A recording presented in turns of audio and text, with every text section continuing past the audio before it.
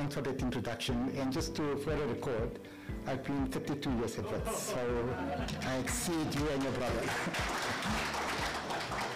I always thought that I've got a hectic life. So if you come to my office, I've got like 3-4 screens, and I'm trying to figure out which screen to look at when. And I'm sitting next to Imtiaz, and he's got 4 cell phones. So I asked myself, who's got more of a hectic life, me or Imtiaz? And clearly Imtiaz. So whilst preparing for this introduction, I realized that I could probably do a dissertation, if not a thesis, on the accolades that have been bestowed on Gift of the Givers and its world-renowned philanthropist-in-chief and founder, Imtiaz Sooliman. As you all know by now, Gift of the Givers was founded in August of 1992, when Imtiaz received an instruction from his spiritual leader to be the vessels through which the world would receive unconditional humanitarian aid. The appeal birthed an organization that was built on the tenets of unconditional service and humility, which not only facilitated much needed life-saving aid across the globe, but empowered people with dignity and imbued a sense of hope that our ailing world is in dire need of. The fruit of the labor of all volunteers and the staff of the Gift of the Givers has seen Imtiaz Sooliman being lauded in its individual capacity and on behalf of Gift of the Givers worldwide for its humanitarian work. It would be remiss of me not to mention that despite Imtiaz being hailed as a social justice champion and having awards like the Silver Presidential Award of Baobab and the Titanium Lifetime Achiever Award, amongst others that have been conferred on him, I believe his greatest achievement is nested in his humility. Whilst listening to an interview during which Imtiaz proclaimed, and I quote, "We did what we have to do because people are in need, and we don't expect anything in return, not even a thank you." It dawned on me that the success of the Gift of the Givers is inextricably linked to this humble philosophy. It is extremely sobering to ponder over the ramifications of each of us adopting this philosophy of Ubuntu. And on the 30th anniversary of Gift of the Givers, I implore you to accept this gift of a living example of work being done through which you and not by you. To Gift of the Givers and all of the volunteers that have joined us this evening, I welcome you. Congratulations on being commended as one of the most celebrated humanitarian organizations globally. To Imtiaz Sooliman, whilst you may not expect a thank you on behalf of every human being you and the organization have served, today is my privilege to thank you and the organization for all the gifts that you have bestowed and continue to bestow on us. You and the organization are amazing. You are beacons of hope, and we are honored to celebrate your 30th anniversary with you. So it is with great pleasure that I call upon Imtiaz, the founder of the Gift of the Givers, to address us on this occasion of celebrating the remarkable achievement of Gift of the Givers over the past 30 years, and hopefully spell out to each of us how we can contribute to making a difference in South Africa and beyond our borders. Imtiaz.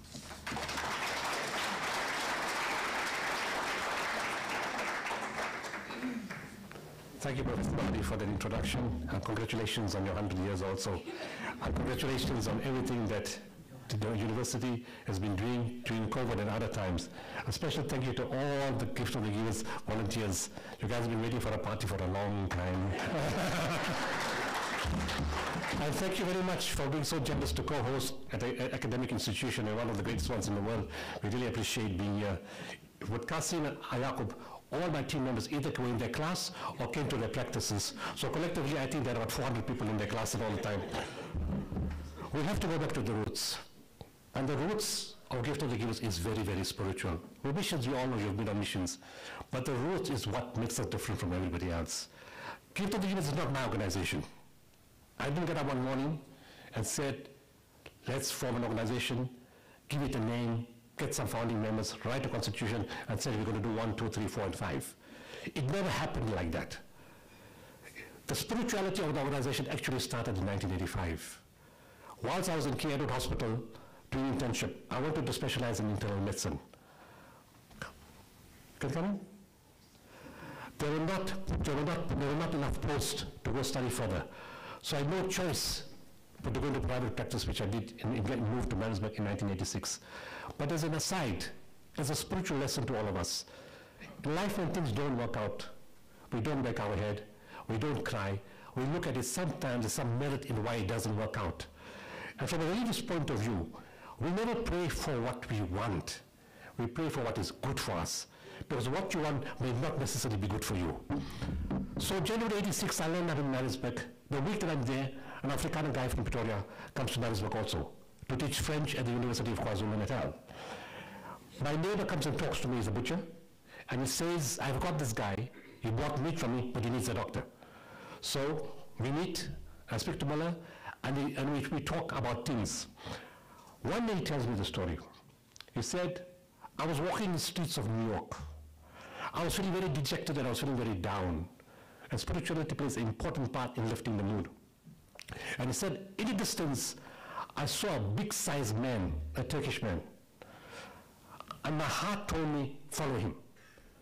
So I followed him, and he walked to the St. John the Divine, a big church in New York. And when he got there, he saw Jews, Christians, Hindus, Muslims, people who say they don't believe, and people from all different races and religions in this church. This spiritual man then in the church, it shows the unity and the harmony of faith. This spiritual Sufi man, he was a Sufi master, did a zikr. A zikr is a celebration of God's names. We'd say in other scriptures, God, the loving, one and only, kind, compassionate, eternal, merciful, cherisher, nourisher, sustainer. So we say it's celebrated. But in Islam, in Sufi orders, there's different types of spiritual orders. The one is where you do the zikr and you're not allowed to stand. You sit and you do it. And the other one, which is my order, you can stand and do it and you can move. So in the church, he moved. And the rabbis, the priests, and all the other people joined in the zikr. It showed the unity of religion. The friction we have people move away from religion is nothing to do with the religion. It has to do with the adherents of the religion that have lost the path. And we send the wrong message, and people say they don't want religion. Religion causes conflict. Religion causes wars. Religion causes disorder. It's nothing wrong with the religion. That event in St. John the Divine proved that people can live harmoniously with each other.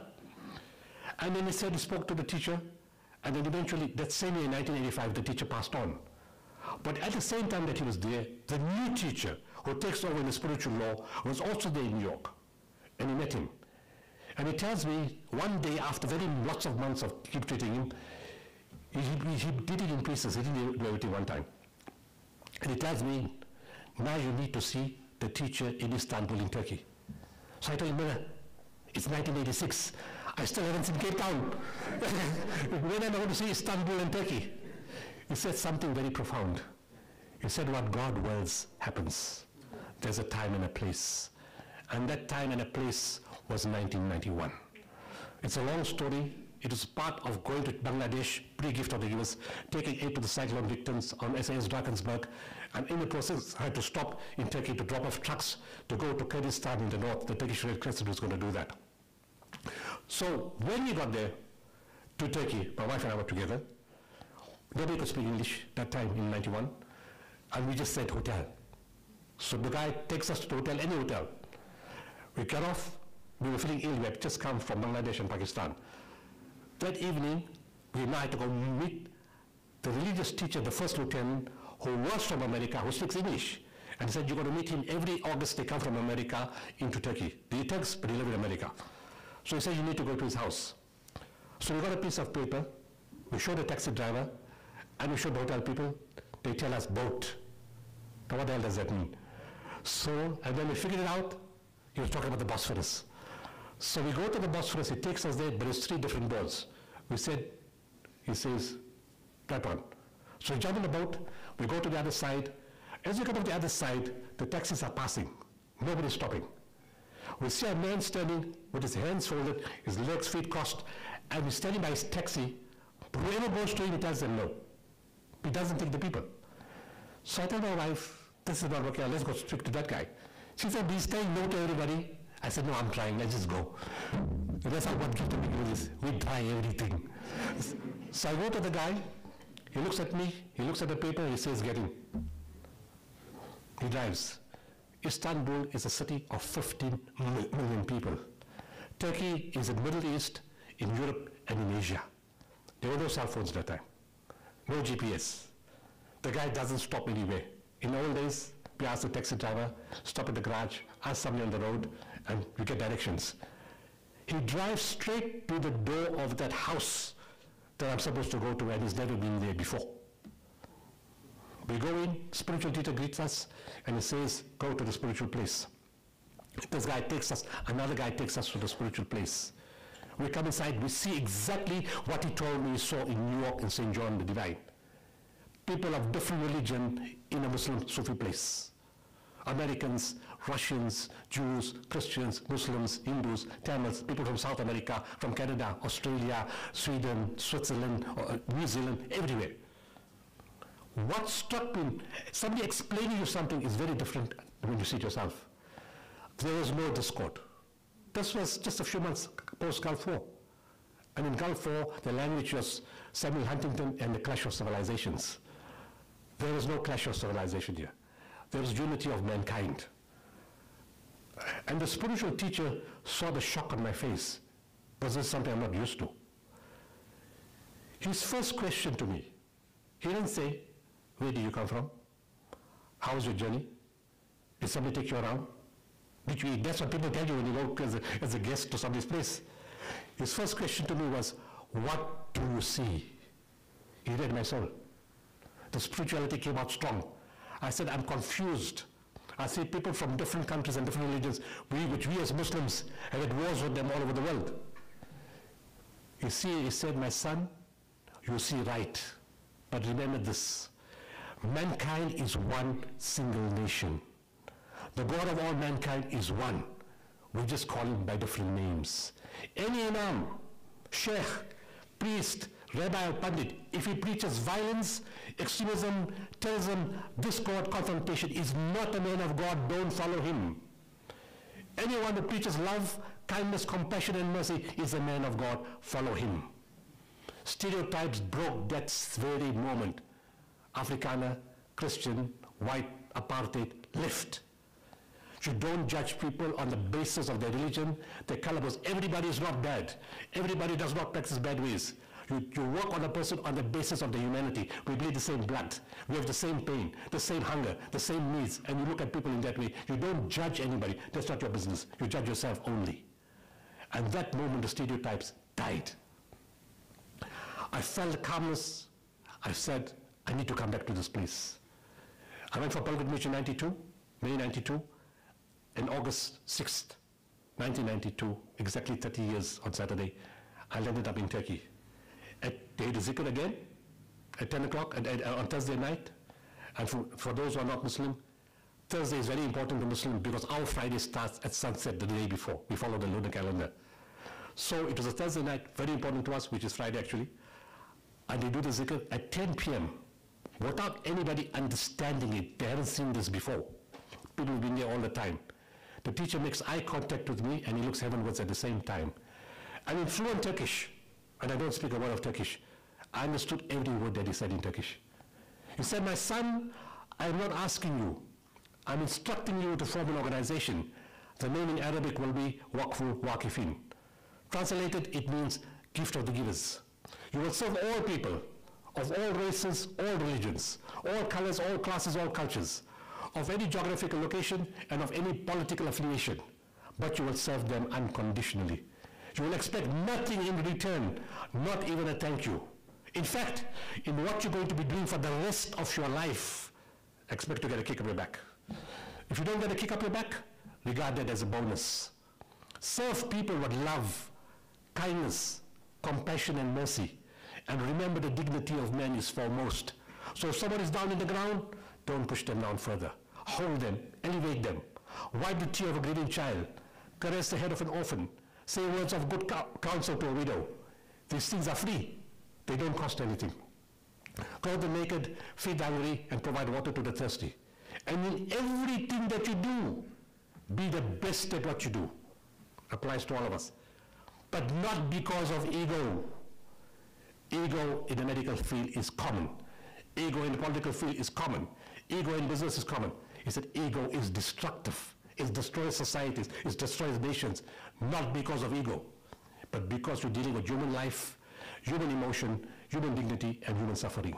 He repeats, this is an instruction for you for the rest of your life. I'm 30 years old. And then he says the spiritual message. Remember, my son, that whatever you do is done through you and not by you. Don't ever forget that. I told you, I understood every word of Turkish. And I asked him, how is it when you speak Turkish I understand, and other people speak Turkish I don't understand? He said, my son, when the hearts connect and the souls connect, the words become understandable.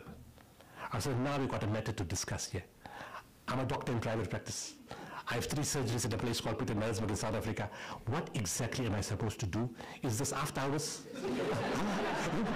Public holidays?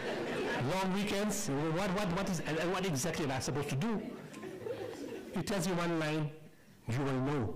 Know what? What kind of answer is that? You will know. For 30 years, I do know.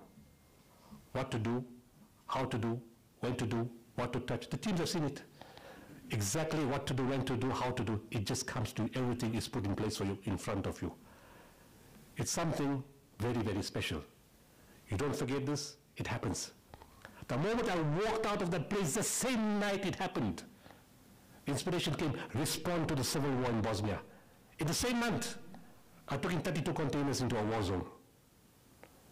November, I took in another 8 containers of warm items. The chill factor in Eastern Europe in winter can get up to minus 21 degrees. No heating, no gas, no electricity, no doors, no window, no roof, no mattress, no blanket, cold floor. Yeah, hypothermia, bleeding, infection, all causing problems in cold, and no food. And you go into an area like you deliver the stuff. The following year, we designed the world's first containerized mobile hospital. He said, be the best. Nobody matched us, nobody touched it. The one of its first of its kind in the world, built in South Africa, in Pretoria. 28 containers, state of the art, with 10 containers of backup supplies, a generator and fuel to run for a whole year in an underground place. We took it in on 1st February 1994. CNN filmed the hospital. And they said the South African containerized mobile hospital is equal to any of the best in the world. 2005, the Bosnian government invited me and my family to come across to tour the country. The doctor I put in charge of the hospital said, you told me with the theater we can do everything besides heart surgery. I said, yes, that's what I told you. He brings the lady. He said, meet this lady. She had shrapnel in the heart, and we removed it in this theater. He said, meet these 3 children. These children were born to this lady after the shrapnel was removed from her heart, and they were born in this same containerized hospital. We identify the people of South Africa as those who give life, who give healing and blessings for you. Now tell me, if we can do that overseas, why can't we have that same kind of spirit and atmosphere in our own country? People, they know the spirit of Ubuntu, they've seen our love, they've seen our skills. We come from institutions like this. We train in institutions like this. But besides medical skills, we got that spirituality. We got that Ubuntu. When people see our teams, they can't believe what we can do. There was a shift. Over all the years, it was simple. And also, before that, when I did these 3 things, containers in August, containers in November, hospital in January, February of 1993, the message came to me, what the teacher said, you will know. I then knew that Gift of the Gifts' primary focus was disaster intervention and management. And whatever else we do will be done around disasters. We've got 21 categories of projects. Not 21 projects, 21 categories of projects. And each one's got subcategories, and we run all of them simultaneously. Over the years, up to 2004, 26 December, there was only 2 tens, blankets, medicines in disaster situations. For the first time, and Jacob, and I'm going to talk about it a little later, we added on teams.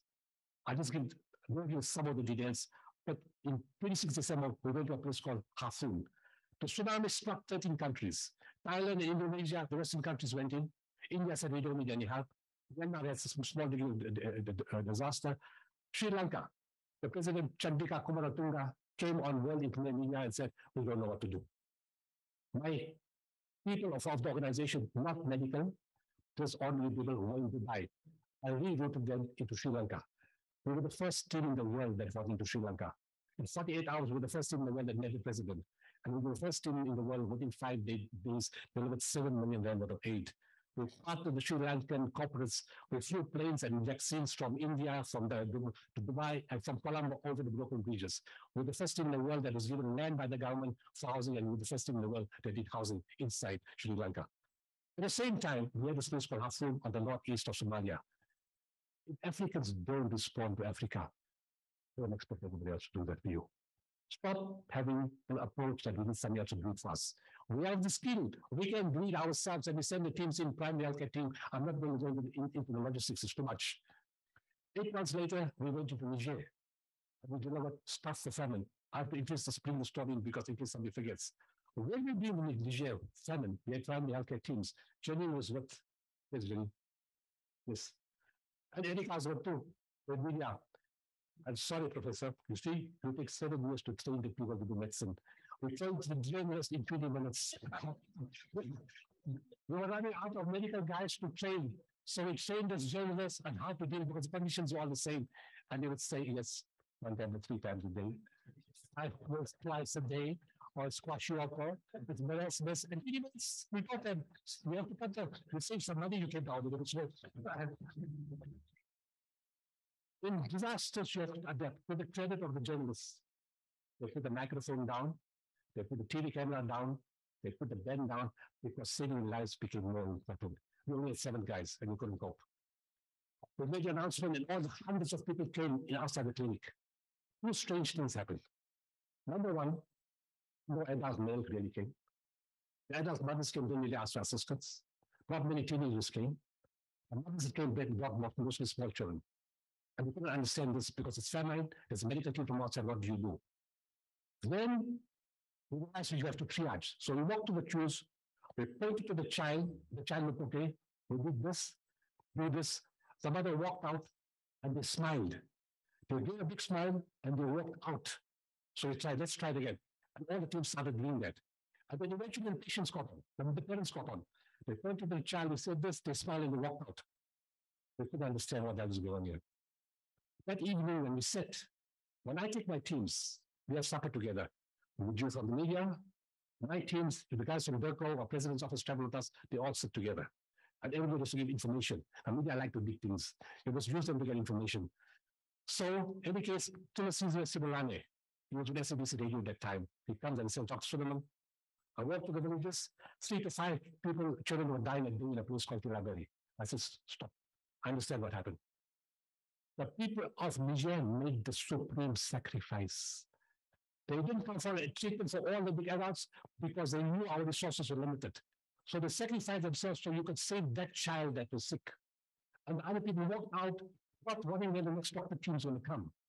Because they said you need to see the other patients that are sick. And our doctors saw a lot of sick children, which they sorted out because of the sacrifice of the people of Niger. So what happens in the next mission? I'll come back to this mission. What people think about us in Africa. We land in Pakistan. The military comes to us and says, do you mind not going to the earthquake? So we ask them, which hospital are you going to need? He says, the Cantonment Hospital of Rawalpindi. He says, you understand? I said, yes, I understand. The problem was in the mountains, thousands had died. Medical facilities were destroyed. Doctors had all gone. So there was no way to go into the mountain. So I asked the military guy, can you give me helicopters to take the teams in the mountain to stabilize? We'll split the teams, some in the mountain, some to the hospital. And they say, sorry, all helicopters on urgent missions. In disasters, you got to think on your feet. So we looked at the airport, we walked around, they say, American Air Force. Let's go to these guys. So we walked to them, I see a big black guy standing in front of the helicopters. I said, my brother, and where are you from? He said, I'm from America. I said, you're black. You're not from America. You're from Africa. He said, yes, I'm from Africa. So I said, me too, I'm from Africa. We brothers, we have each other. So I need a favor. So like, what kind of favor you need? I said, I need a helicopter. Helicopters in 2 minutes. Wow. If I left the government to talk to the government, I'd still be waiting for the helicopter.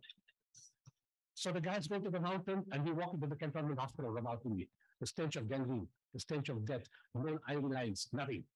If people are in difficulty, the superintendent comes and says the hospital is shutting down. We said, you guys are crazy. We give them a shopping list. Whilst we're doing that, the clever northern country NGOs come. Oh, where are you guys from? Can't understand. Afrikaans speaking guy, English speaking guy, Xhosa guy, Zulu guy, Hindu guy, Muslim guy. Can't understand this. You see, when the Chinese, they all look the same. You know, they're from China. All from South African trade, all mixed up. They can't understand. We say we're from South Africa. Oh, you're from Africa. What did you come for? What did you come to collect? You guys are always looking for free things. They look at us in that way. The people of Nigeria showed what sacrifice is all about. They showed what humanity and compassion is all about. They don't know that about us. I told them these words. Tell them to years and let's come back.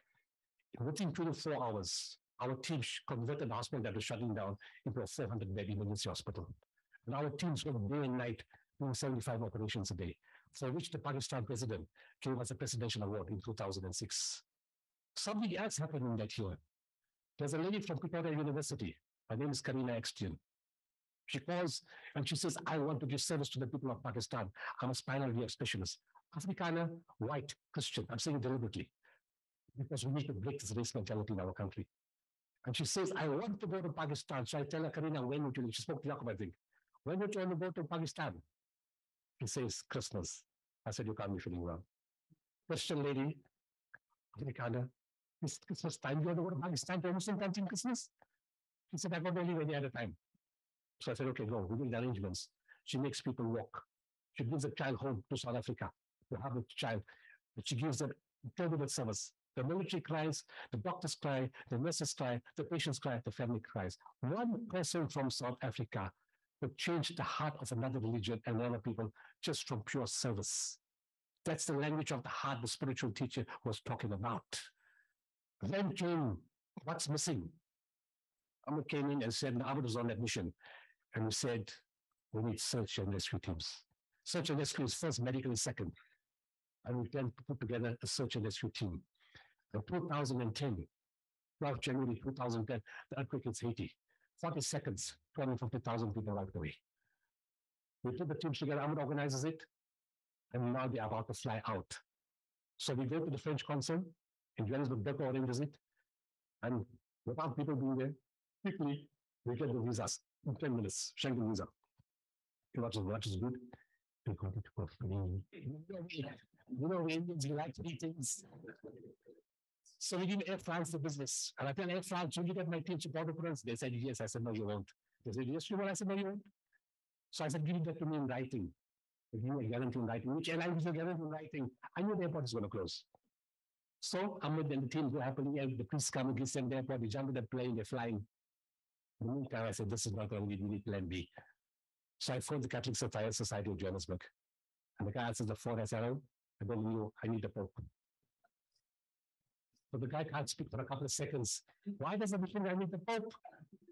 So I say, hey, are you Christian guys not connected? You Muslims, you connected all the world. So I said, but what do you want the Pope for? So I said, I need a Catholic agency to meet my teams in the Dominican Republic and take them across into Haiti. So he says, okay. I'll be back in 3 hours. Caritas and Catholic Relief Services, CRS, will meet you in Dominican Republic.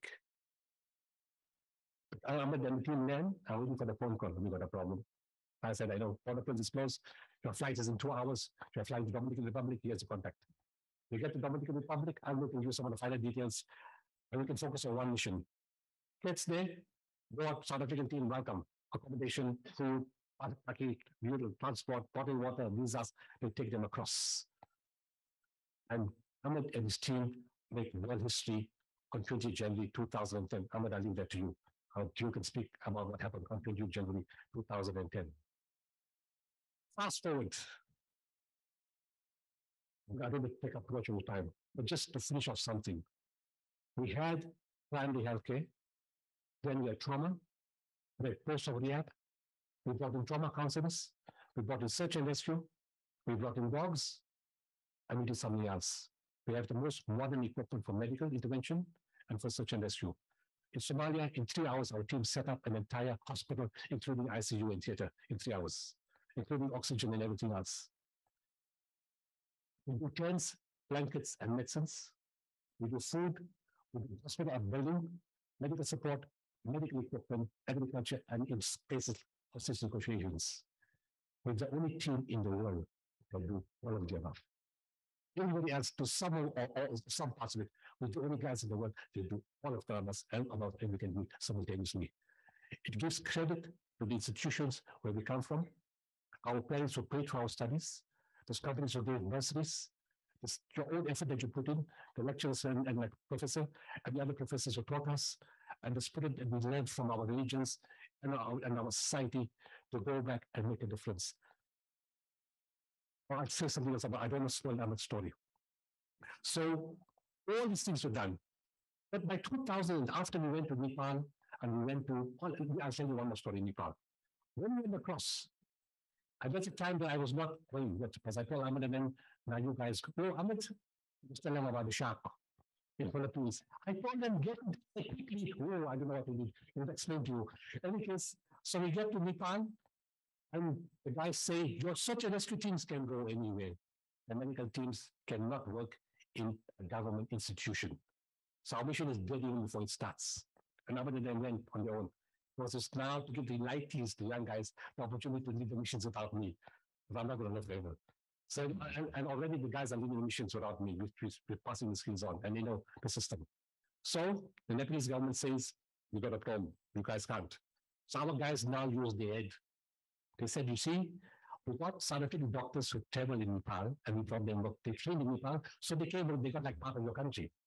We got Nepalese doctors who train in South Africa, and we live there, so they're also part of your country. And we got South African doctors who train in South Africa, and now that's gray zone. So let's have a discussion, and you guys watch what we do. We tell you how department, you do the minder, and you watch what we do.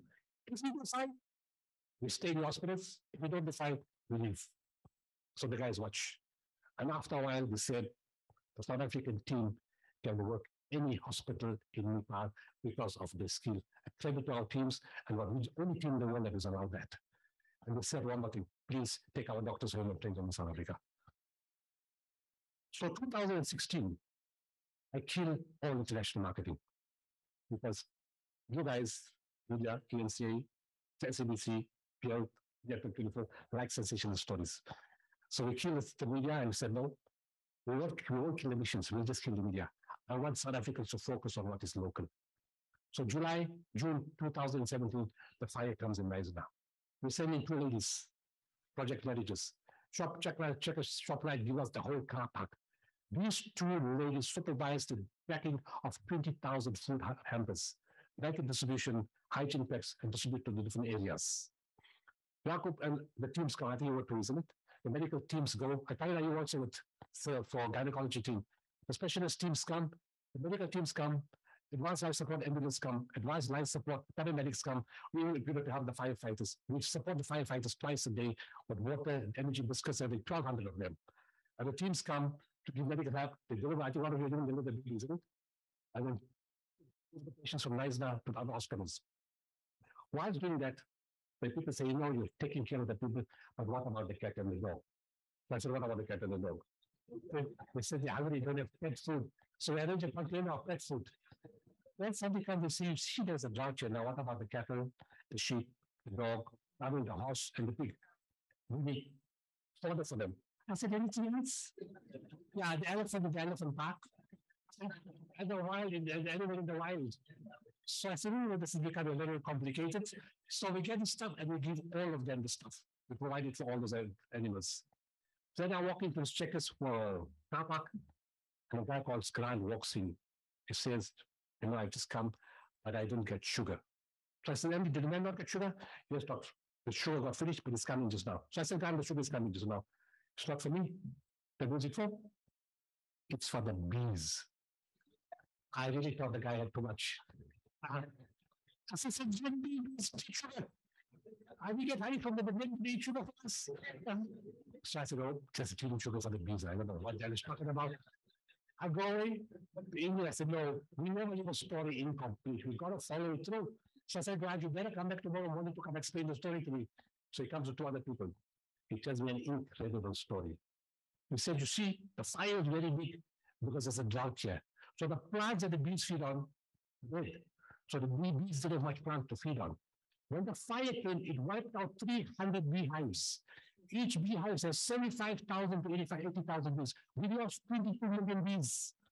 And he said the South African, the crepe honeybee, is the most versatile bee in the world. It is haploid and diploid, meaning that if the queen bee dies, it makes its own queen bee. So I said, how does the sugar got to do with this? He says, in the absence of the plant, you give them a pollen nectar substitute, but that is too expensive. The last solution is a generic sugar solution. We give them that. It's not ideal, but under the circumstances, the best we can do. I said, I'll give you money to buy the plants, but they were not going to grow tonight. They were going to take time to start growing them now. I'll give you 3 beehives, I'll give you the pollen nectar, and I'll give you 20 pounds of sugar. The research center has been set up. People go there, professors go there, students go there, academics go there, and everybody learns about bees. And they're now training young people how to do beekeeping, how to retrieve bees from everywhere. It's something, it's a price thing, this bee. And that happened. And once that is happening, we're going to call, and I'm going to stop here. The call came from Sutherland to say the animals are dying. There's no fodder. The sheep count, the number of sheep dropped from 440,000 to 31,000. Farm workers lost their jobs. We sent in fodder and we drove 238 billions at our cost to save the farmers. For the first time in January this year, we sent in 45 pellets. Like the 45 nutritional products, we sent in 45 products to help those farmers. And for the first time from January this year, the sheep count is starting to come up. And the laborers are being employed again. And the final thing, in 2020, we got involved with COVID. And we know, those of you from government, getting to help a government hospital is like a nightmare, it's like a crime. You can't give things for free. You can't sell things to help in the government. It's a nightmare. It's not allowed. It's treason. So the call comes by Mambusa to Chris Hani, Alan Joseph Hospital in Ben Charlotte, George Mukari, Charlie Hospital. You guys started the virus here. Although the first one was by me, Newton. But we kept him under control. Look at it. So in any case, they phoned and they said we want the stuff. I started delivering with our team's team. As when someone announced the lockdown, we already had PPEs in the country. We put in our own testing teams. We joined labs, and other guys were charging $12.50. We brought the price down to $4.50 for the 3CR testing. We got the machines and we joined laboratories and we started doing that. We put in 37 tents to triage in hospitals so patients are kept on the outside so infection doesn't spread. Testing teams, triage, PPEs, started delivering to the hospitals. Later on, we brought in high-flow nasal oxygen machines, video laryngoscopes, and we delivered 3,000 CPAP machines all over the country. Besides upgrading hospitals, putting in more holes, putting beds, dedicated COVID wards, upgrading ICUs, we did all that in a period of time and putting 12,000 scrubs in the different hospitals. So then one clever guy from Gauteng Health calls me. He says, to deliver to the hospital, you could have an MOU. You could write a letter to us to do this. I said, my friend, you guys don't understand 3 words. Urgency, emergency, and disaster. You got 10 seconds, yes or no. And I said, no, carry on. Go. Don't do anything, let's go. 210 hospitals we delivered stuff to in South Africa. In November of 2020, Professor Justin Jonas calls me. He had sent me an email, I don't do emails. Send me an email, and he calls me and he says, we've got a problem. I mean, at that time, I was standing in Pine Level Hospital. It was a beta wave and they were dropping. They had the hypoxics. Dropping dead in front of you, dropping in the car, dropping in the casualty, dropping in the home. And nobody had oxygen delivery devices. The ventilators, you've got to go in the ICU. There's not enough ICU beds, and we know they were not very effective. We need oxygen delivery devices. Ibrahim Patel, Minister of Trade and Industry, had asked the engineers and the scientists to get together. They got together and they made the CPAP machine for South Africa one, 12,500 rand. A government minister asked for it. A government with the SK telescope we got together. CSIR manufactured it, government department. SAPRA approved it, a government department. Solidarity paid 250 million rand for it, a government department. So I said, where's the problem? He said, we can't get into the government hospital. I said, you're not making sense. The government ordered something, the government manufactured it, the government approved it, the government paid for it, and the government counted the government. No, I said, you got a transport problem. He said, no, you got a blocking problem. Somebody is blocking the problem, blocking the machines. I said, where's the machines? He said, here, keep I said, send them.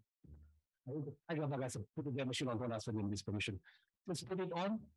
After 1 hour, they said it's working, saved 2 lives. I went to Containerized, I said, let's try that hospital. Came with 4 machines, they came back to me, it's working. We put a message on the Eastern Cape group list. All the CEOs said, we want it. We delivered 900 CPAP machines in 48 hours. The CEOs of the hospitals waiting at night. I said, the money will get lost. No one's going to tell us what to do. I don't need anybody's permission to save lives. The CEOs came and they put the machines on the patients. Monday morning, we got a call from the CEO from Kala Hospital. He's laughing. They lost in COVID. He's laughing Monday morning. He said, I'm the happiest man today, me and my staff. Every day since April, we've been counting the dead people every Monday. The job of counting the dead people in our wards every Monday. This is the first Monday nobody died. The machine saved the lives of our people. Ladies and gentlemen, doctors, we got to stand up and do what is right. We don't need anybody's permission, and I tell the government, this country does not belong to you. This country belongs to me and 65 million people. We take ownership of the country and we fix it ourselves. You can't deliver, you got 3 years to fix it up. But we, on the other hand, can't complain. Don't say there's a pothole in the road and the light is not working and the water is not coming. We take ownership and we fix it. Because to be fair to them, 7 million people, Texas, can't look after 65 million people. It's impossible. Australians run the country, the Americans run the country, the Canadians run the country, the Germans run the country. We're all going to have the same problem. 7 million people, Texas can't look after 65 million people. So let's be the people that we are, us buying from corporates, from the public. Let's do it ourselves and fix what we can. We have to tell government, fix the corruption, fix the money given to the wrong people, giving contracts to the wrong people, wasting money. Because who's suffering? The people in the rural areas in South Africa. Right now, as I'm speaking to you, children are dying every day of malnutrition in Eastern Cape. They die of hunger. Why? Because it's very normal to be starving in the Eastern Cape. So the parents don't understand the symptoms and signs of malnutrition. So they don't bring the kids to the hospital. When they bring the child to the hospital, it's too late, they die. At one stage, 163 died in 1 day. That's happening in Eastern Cape. We're putting an easy peanut paste and fortified product. We were distributing it. The company from Norway saw it on our social media pages. They called us and they sent in 15 containers to us for free. It's worth 25 million rand. We are now distributing it with our department in Eastern Cape, working with the NEC and the dietitians. And we're going to the areas and we're educating the people about some of the signs of malnutrition because they don't know, because we're so normal in the Eastern Cape. We as South Africans have to hold hands. Across color, government can't do it alone. I try to look all the time, but it's about the interests of the people. We hold hands together, corporates, South Africans, and a simple teaching. Whoever does an atom's weight of good shall see it. Let's just do that. Teams, people, the years teams, thank you very much. You guys have been a great sort of support. You guys have done medicals in all the countries we've been to. The academic institutions you've trained, but people have supported us during COVID. You were not on our teams, but you worked with us in COVID. The CEOs of hospitals, the heads of department, everybody. And thank you very much once again for setting this up. Thank you very much, everybody. Thanks for coming.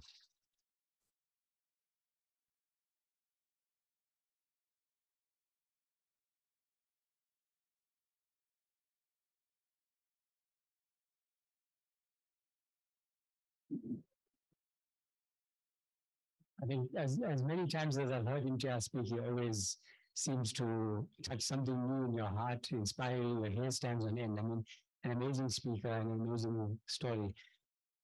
You know, the missions volunteers will, tell you tons of stories if you speak to them about how Imtiaz guides us and makes the right decisions. You know, he says his teacher told him, my brother Asad was on a mission with Livan in Libya during the bombing and the uprising. And anyone who knows Livan knows El Toro. But Asad prepared a patient for an orthopedic operation in one of the hospitals, so he just put him under. And Imtiaz comes in and says, no, we need to go 5 minutes and we're leaving the hospital. So Livan looks at Asad and says, we just got the patient prepped, ready to go. I mean, Asad says, well, let's wake him up. And Imtiaz says, let's go. and they pack up out of that hospital and they leave. And the intern comes, not an hour later, that exact hospital was bombed by himself, flattened. So, when India knows something he knows, and you have to trust his knowledge, and he has that connection that can guide. And he says he gives the lightest to lead nations. It's the most stressful thing ever. Going to Nepal with India, with I think I had like which I don't know. And I don't think I have that type of guidance, but he's a blessed man. And I'm now going to call on Dr. Isak to talk a bit about the medical missions, the family physician, and one of the medical team leaders. Dr. Isak.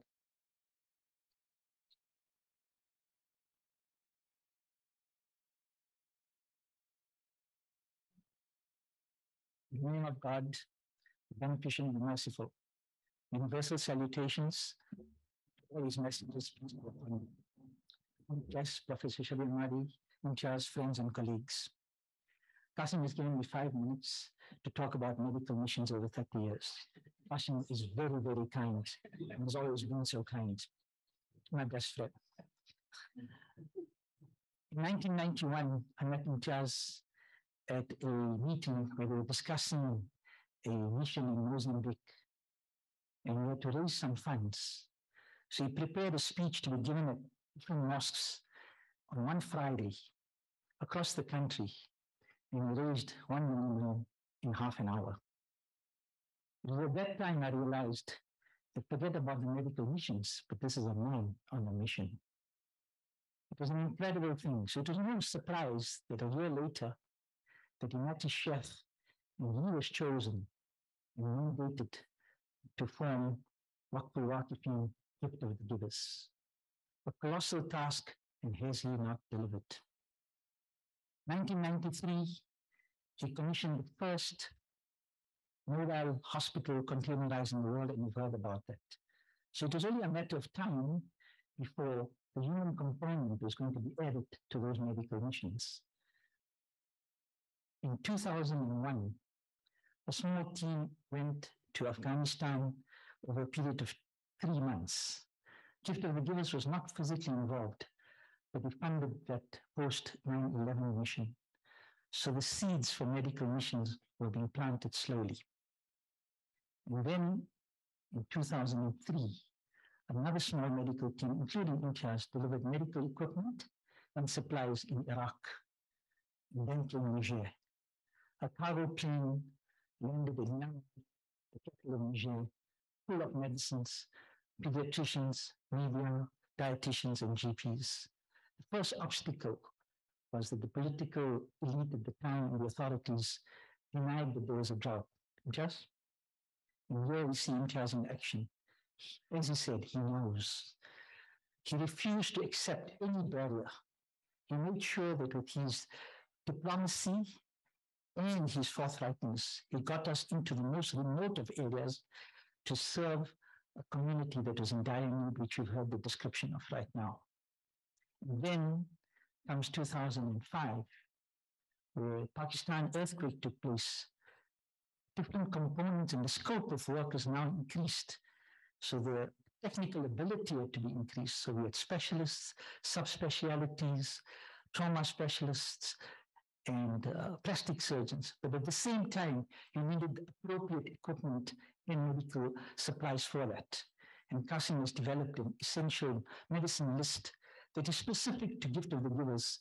And even the World Health Organization list cannot match that because it covers almost everything. We have a logistics center that was developed as a result of that to make sure that the preparedness is ready within 24 hours. And with this kind of growth and rapid capacity building, we needed a core team. We could no longer do this ad hoc. So this core team, and many of you sitting here are part of that core team, was developed and it has only grown and grown. But what makes that special volunteer of the Gift of the Givers? What characteristics bring about that volunteer? The volunteer list is almost endless. People put their name down on that volunteer list. We cannot cope. It's oversubscribed. And why is it so? When you go on a mission, we are given 24 to 36 hours to put your name on the list. And that list, we cannot actually cope with it. The database just keeps growing. But one particular thing happens when you want to go on a mission. You either have to get permission from your wife, your spouse, your husband, your partner. So you kind of need a visa. It's not any ordinary visa. What's the carrier? It's not any ordinary airline. The carrier is gift of the givers. The pilot is Dr. Imtiaz Sooliman. Your currency is not any forex. It is the inherent currency that comes from within. Your qualities, it gets unlocked. The qualities of compassion, tenderness, love, care, empathy. That makes the volunteer. But he's not just a simple volunteer, he's an adaptable volunteer. Our specialists are taught and know for a fact that they can go to any area, but they must forget the speciality for a while. Orthopedic surgeon has to know what an acute abdomen is. A pediatrician needs to know how he's going to treat an adult patient. And those are the special qualities. There's adaptability. In Philippines, the team got to the theater and found out that there was no drill. So the coordinating team went to the local hardware store and bought a Black & Decker drill. I'm not advertising Black & Decker, but the drill was fantastic and did the job. So those are the qualities of the volunteer. And you volunteers all know that this is an addiction. When you join the team, you can never leave it. And I'm sure you're all having withdrawal symptoms now that you haven't been out for a while. But please don't pray to go because you don't want another disaster. But this is an addiction that you know, and you're part of the special team, the medical team. It really has special qualities. And I don't believe any other team ever in the world has these kind of qualities because there is the spirit of what we call barakah. And I can mention where that comes from. It comes from the spirituality, from the origins. And that is always present in every team because there are no barriers. We have so many difficulties, but those barriers just break down each time. But there's always a legacy too. And we wonder, why do you take the media?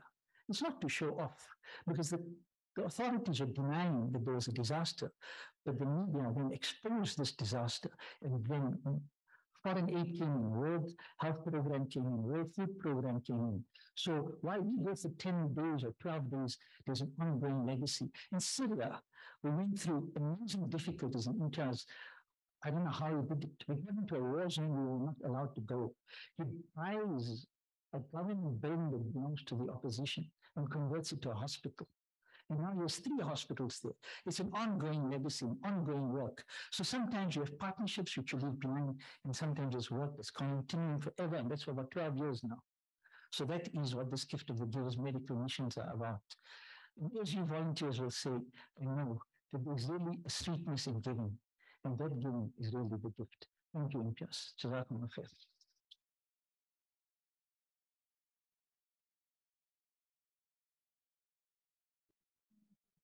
Jazakallah. I think, as you're saying, I think we all have withdrawal symptoms in terms of missions, but we don't pray for any disasters. I think, I've been fortunate enough to get involved and reach a point where I joined Ahmed Bam as the initial deployment. So within 24, 36 hours as a doctor, but to join them as a search and rescue team, and some of them are here today, I really take my hat off to them and the work that they do and the conditions that they experience going to a disaster zone so quickly. The medical teams usually follow, whether it's a few days later, and they have a little bit of comfort knowing where to go when they land at the airport, knowing where they're sleeping, knowing what they're eating. But I think the search and rescue teams really, are the pioneers in terms of this. And being there so early, sometimes, in earthquake zones, I remember in Nepal, we were sleeping in the school hall. I think it must have been 2 a.m. And all the sleeping bags laid out. And I heard this loud sound. I mean, I can't describe it, but I looked down and it sounded like the ground was cracking underneath you. I can't describe it. And you look around, everyone sits up and you look around because it's an aftershock of a huge earthquake. And you look around and you want to be the first one to run for the door, but you also want to be the last one running for the door. And you look around and then it quietens down and then it settles and you go back to sleep. But I mean, those are the circumstances. And Ahmed can talk a bit more about how, he manages that and the perils of being the first team. So please come down.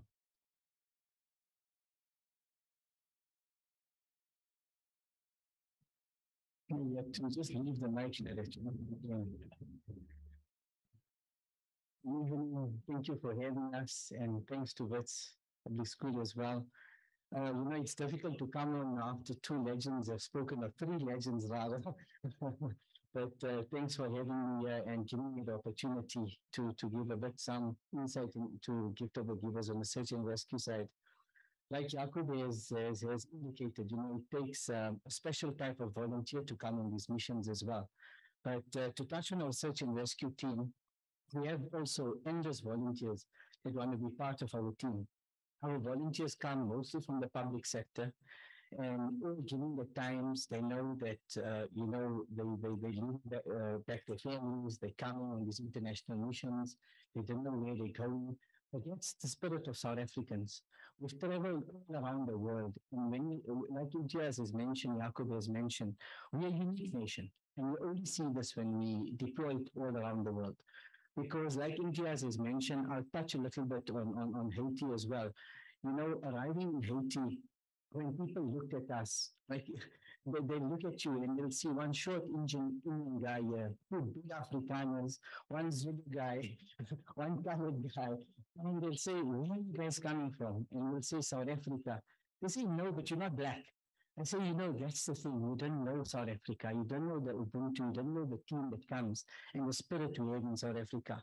Our medical rescue personnel are all around the world, and they go because they can adapt. And it's a special type of volunteer to do this type of work. Coming down to India's, when we responded down, I got involved with Gift of the Givers, a little bit quick history on it as well. Because I was in my primary school, I grew up in a town with 11 street lights and 5 speed bumps in the Northwest province. And in primary school, India's came to Zeros and he was collecting money for Bosnia at that time. Like Jacob has indicated, that spirit Imtiaz has and the drive. And it just came to us. And I did say, one day we have to go with Imtiaz and that opportunity will come. And it did come. And in 2005, that's when we deployed to Pakistan. It was a medical mission. So it wasn't really search and rescue focus, but we had the external search and rescue team go to Pakistan to assist, And I was got chosen. I went in the mountains, spent some time. We used to send the patients through to Cantonment General Hospital. And coming back from Pakistan, like Jacob said, we started sitting under Imtiaz's leadership and guidance and said, we need to now add into the services. Where it started with just primary healthcare, grew into all the specialities. Now let's aid and build on, and let's aid search and rescue. It's such an important component. And coming from Clarksdorp, a small town in Northwest Province, getting a call in 2010, and India saying, get a team ready in 2 days, deploying to Haiti. There's a huge earthquake. I'm sending a team. Get 10 of your members ready. So I'm thinking, I never heard of Haiti. Let me see, where is Haiti? and as Imtiaz indicated, all those arrangements were made. We arrived in Haiti and we joined a NGO which is called Caritas or CRS. And arriving in Haiti and seeing this huge magnitude of earthquake and destruction, you must know that 40 minutes, it destroyed every ambulance, hospital, government service in Haiti. There was no law, every policeman, the prison, everything was destroyed. There were people just loitering around in Haiti. People didn't know what hit them. People as we driving into Haiti were just sitting on the floors. They didn't even know what really hit them, because imagine that's happened to a country at 40 seconds. But anyway, one important point also with us Gift of the Givers, I am a government employee. I hope my list is not seen when I say these things, but we are very new to the organization. And joining NGOs, we went into Haiti and to areas which no other people could go. Other teams that came with the United Nations or the countries couldn't work in areas we went. As NGOs, they respected us and we respected Caritas, and that's how we went because of our neutrality. And then the few days in Haiti, we arrived I did give Imtiaz a call, I think the first night when we had some gunshots and things close to our camp, and he said, "No, don't panic, Ahmed. Everything's going to be okay. You guys just see how the situation is, and I'll prepare the medical team to join you soon." And that first few days was horrific. I took it was the search and rescue teams went to Haiti. We started doing searches. We went into all the schools and voids. And coming into the schools and voids, we found 200 to 300 people dead. We were just seeing death all over us. Even our search and rescue dog, we joined with the Mexican team, which was also NGO, started getting depressed because of all the death that this live dog was seeing. And when we used to come back at night, we used to sit down and debrief. The team used to cry. It used to be quite hectic. I used to try and control them because they all have kids back home, and we're just finding dead people and sadness all around. Constantly checking to Imtiaz used to say, give the team hope. Don't worry. You're going to see, you're going to find someone. And then just to tell you, this dog in the morning, we used to actually hide the rescuer. We used to make the dog go find the rescuer, and the dog used to be ready for the day. And we used to be up and running and ready to do searches. And 7 days after that, we went to the cathedral in Haiti, and this dog, which I named Omar, was a very old dog, detected a live scent and picked up a body. So we weren't sure, we listened, and then we said, oh, we could hear a faint voice. And in the gift of the gifts team, together with the Mexican team, we took about 8 hours and we rescued 69-year-old Ina Zizi. She was trapped for almost 7 to 8 days in the cathedral. And this dog was ecstatic. The team was so boosted and they were so encouraged as well. But what is amazing is Ina Zizi herself. Till today, Ina Zizi is alive. And she's still in Haiti, and we still get the reports from her as well. But once we rescued her, the first words when she came out, she obviously spoke French, and we didn't know really much French, but she said, God is one. And that was just amazing. She said, by the power of God, you've rescued us here. Then she told me, she looked at me in French, and she told me, I love you, and things like that. Getting this romance from a 69-year-old in that setting. But what was unique of Ina's is, and that was what Imtiaz's words also came in that spirituality came in. She told us, imagine God chose you from Africa to come and save me the way in Haiti, where I've taught a team from South Africa would come and rescue me in Haiti. And if you look deep into that and see how we connected, and that made me realize, look at the capacity of South Africa and what Africa has done to the world and where we are. Our search and rescue teams have provided search and rescue in over 15 countries already. Our teams are so well equipped. I mean, in 5 minutes, I'm probably over that. But they're so well equipped and so highly trained in so much different aspects. And it's not just about what you see in terms of, the rescuing part in it. It's from going into these disasters, going into the unknown, preparing the mindset for that, setting up the teams. Because doctors, difficult people, eh? They can't even put a tent up. They can't even cook. So we have to discipline them as well when we go out there. But that's what I was saying, But the teams have goals, they respond, and it's different type of breed that goes out there. Haiti is just to wrap up on that as well. Our teams after that, our medical teams came, they did amazing work. Our rescue teams stayed behind, set up healthcare centers. And what's unique of us, we make things work. We mark a plan. We can adapt. When I said adaptability, I mean we can adapt. No international teams I've seen that side of the world can adapt. In Haiti as well, during the operations and things that we see there, the teams used to say, all the other teams, the US, the European teams used to say, call the South Africans. They'll be able to assist with the operations because they can take a building that's non-functional, put it into a state-of-the-art theater and adapt. And that's South Africa and Africa. And I don't think really appreciate the quality and the people that we do have in this lovely continent of us called Africa. You know, it's really amazing to see that. And there's so much stories. It's just a time. It's quite limited to go into that. You know, to touch on our search and rescue division as well. Like Imtiaz has mentioned, we're the only team in the world. Once we deploy, we've got our backup rescue team with a medical team coming in, and we've evolved a lot. Like Kasim has mentioned, we've built up first just the rescue teams used to go. They used to scout the area and stuff. Now, with the medical teams joining us on those responses as we arrive, the medical teams are already working on the hospital, the humanitarian aid is going on, the search and rescue side is going on, and no teams in the world do that. We are A to Z service that we offer. Coming back from Haiti also, we made the decision that every country we go to will have a beyond the rubble approach. Because what happens when you go to international missions? People go there for 10 days, they take their pictures, everyone's happy, they come back home. That room still needs to, that house needs to get built, that room still needs to heal. And we started building from 2011, we went into Somalia and we have legacies in all these countries we went through. And up till today, we get the reports on all of that. Just to add a little bit, I mean, next time we'll do a proper showing things. But our one mission that we went to was the Philippines.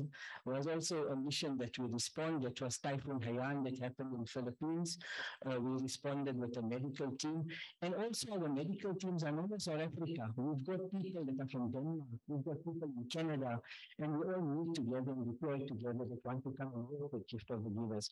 But coming back to Philippines, same issue we had. Philippines is 1,000 islands. And the typhoon hit an island called Leyte. And we said, okay, we need to respond. We went to Manila with teams. I phoned Imtiaz. I told him, we can't get flights here. We can't move here. We can't do this. We can't do that. He said, I'm not doing what things will come right. Do this, do that. We went in the end of the day.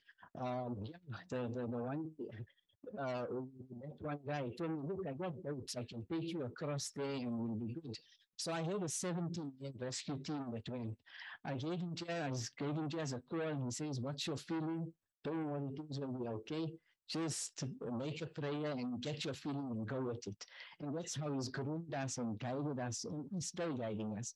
I did that, the feeling went well, and then we went on a boat. It took us 9 hours to reach Leyte Island, right? The boat motors broke, I think, 3 times on the way to that island. And we came to a place called Palempon. Then as we were coming, there was no medical teams that have been deployed, devastation, everything. People seeing these boats coming from far, they were waiting for us, and the mayor of the town came to us, Mayor Ramon.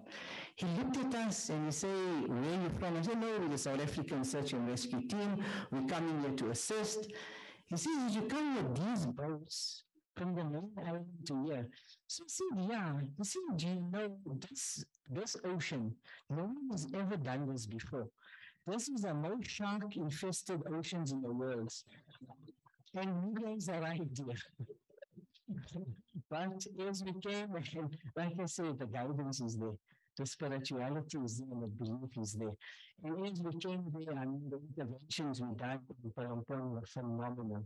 I think they built a whole, like a monument there in remembrance of Gift of the Givers and still keeps in touch with us. So yeah, with search and rescue teams as well, is to have all the places Jakub has mentioned, the type of volunteers we have. But also, we never also, we can say we've reached here. With Imtiaz's guidance as well, he's indicated we need to become better. We need to become more better equipped. Let's see what more we can do. And Gift of the Givers has done much more.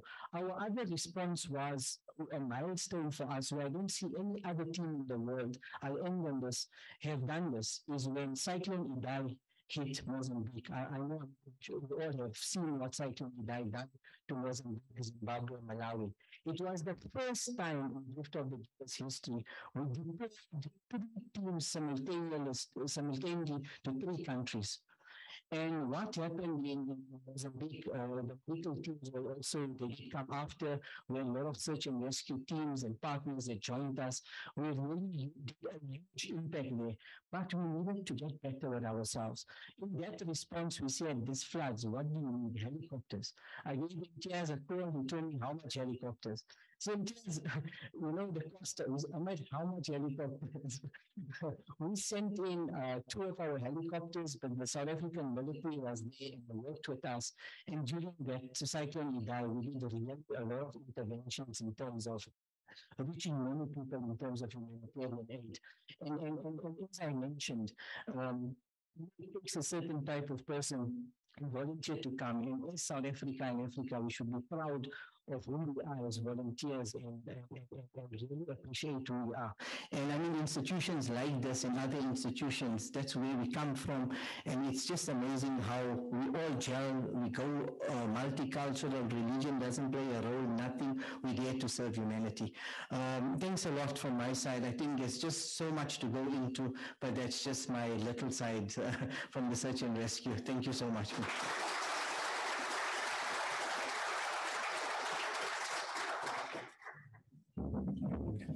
Thanks, Ahmed. I think Ahmed's being slightly modest as well. He has brought it up in his speech. When Anna Zizi was pulled out of the rubble alive after how many days? 8 days. 8 days. It was the first live rescue by an African search and rescue team ever. So I think it made history. I mean, that's something really that the perseverance paid off. So well done. I mean, Ahmed talks about the first night in Haiti in the camp when, I mean, I wasn't there, I was not there, thankfully, but he says there were gunshots. And Ahmed, obviously, like I would, panic phoned into us and said, there's gunshots. So he said, hang on, are they shooting at you or are they shooting somewhere else? So he said, no, they're shooting somewhere else. He said, no, you're fine, don't worry. It suits me. So I think, it's just the emotions go. So I think, I'm the doctors are lazy. I think I agree with him. I think I was in the other side until I joined the search and rescue teams, and I realized the effort going into setting up camp, getting water, getting food, getting systems in place. So sometimes when the doctors come, they act like spoiled brats. But I think the learning, I think Ahmed is trying to discipline them into learning. So thank you, Ahmed. One more speaker before we close. I think we are going to invite Professor Priya Soma Pillai, who's the head of the Department of Obstetrics and Gynecology at the Steve Biko Academic Hospital and University of Pretoria. Yes, this is being hosted at WITS, but in terms of inclusivity, as Imtiaz always preaches, we've got a speaker from the University of Pretoria. Okay. Good evening, everyone. And good evening, ladies and gentlemen, and esteemed guests. I wasn't really prepared for a speech today. I'm here to deliver something to Dr. Suleiman, and so I'll keep it short. It's no secret that Imtiaz and his team of the Gift of the Givers are a blessing to our country. We live in a society, unfortunately, where a lot needs fixing, and it's very easy to often lose hope. But Imtiaz has been nothing short of a superhero. Whenever people are the most vulnerable, Imtiaz is there. And 2 days ago, I messaged Imtiaz to inform him that the University of Pretoria would like to honor him by giving him a blazer. I asked Imtiaz for the size, and he said, I haven't worn a blazer in years. And I think that just shows us the type of man that Imtiaz is. In a world where we often look to our leaders in suits to lead us, he remains there at the front line, and is always there to lead us in difficult times. Imtiaz is always available. We were one of the 210 hospitals that Imtiaz and the team assisted during the difficult COVID pandemic. I work at Steve Biko. My colleagues from Steve Biko, Professor Fatima Farouk from Critical Care and Dr. Farid Abdullah from Internal Medicine are both here. And we're very grateful to you, Imtiaz, and to your team. I think if it wasn't for you, South Africa would have lost a lot more lives. So Imtiaz, on behalf of our Dean, Professor Tian Diaga, I'd like to present this little gift to you.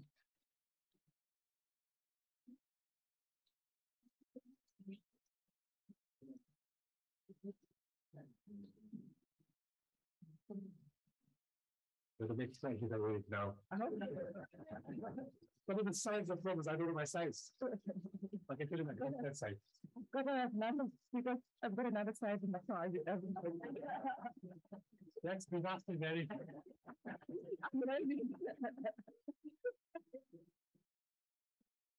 Oh, I better phone the University of Little. I'm telling that another university is still in.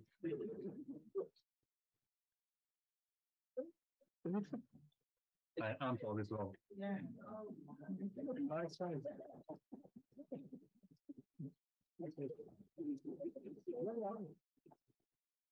What's your name? Do you want to come? Sorry?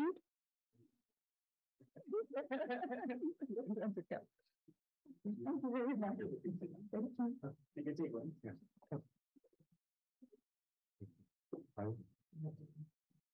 Very nice. Nice to see you.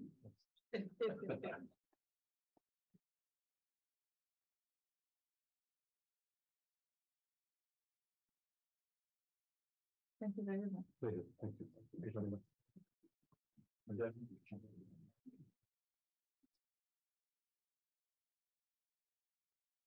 Thank you. As in charge had mentioned, every night on a mission, it's debriefing, it's open floor.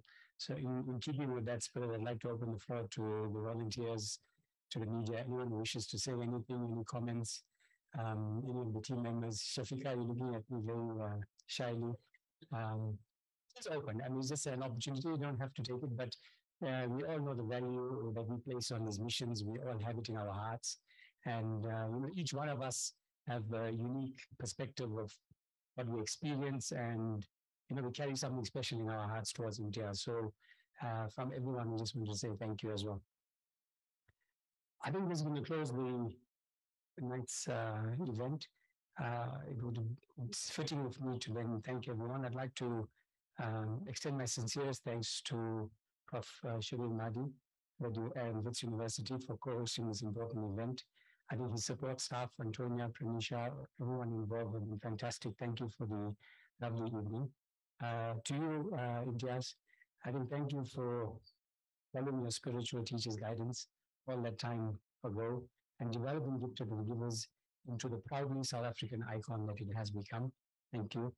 Our speakers, Dr. Yaqub Isaac, Ahmed Bam, Prof. Suma Pillay from the University of Pretoria. Thank you for your words. And then to the volunteers, supporters, everyone is here as a supporter. And then beside media, even though we call them media, I think Imtiaz has shown that they're more than our journalists on missions. They help us, they confidence, they counsel us, they give us information, they give us perspective. So thank you for being here tonight. As we leave from this evening, my prayer and wish for each and every one of us is that we continue to work and strive hard wherever we may find ourselves, so that we may aspire to become the best of mankind through benefiting mankind. Thank you.